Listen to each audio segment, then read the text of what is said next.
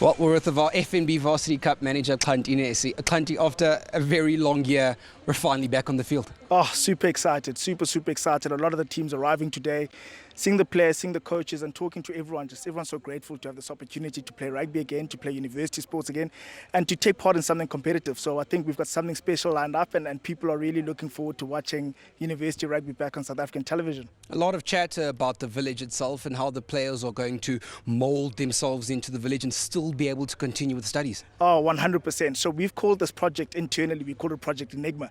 There was all these moving pieces in planning it. You know, we had to make sure some of the coaches have full-time jobs. How do they get leave to come into the village?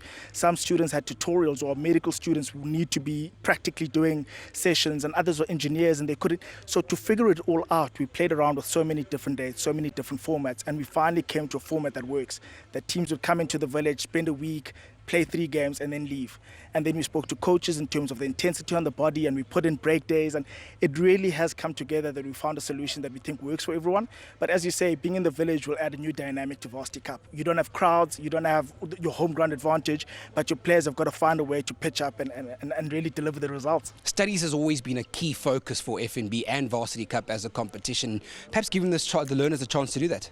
It has, and it is one of those things we do call all our players student athletes. First and foremost, they're students and they're athletes after. So every single one of the planning had to make sure we've got mazars or audits that everyone is an eligible student who's passed 60 credits, and then in the village provide facilities for them to continue with their studies. As we've spoken about, back in the day, students who got chosen for other tournaments couldn't continue with their studies. They had to go to UNISA, they had done 2-year degree, and all of a sudden you've got to drop out.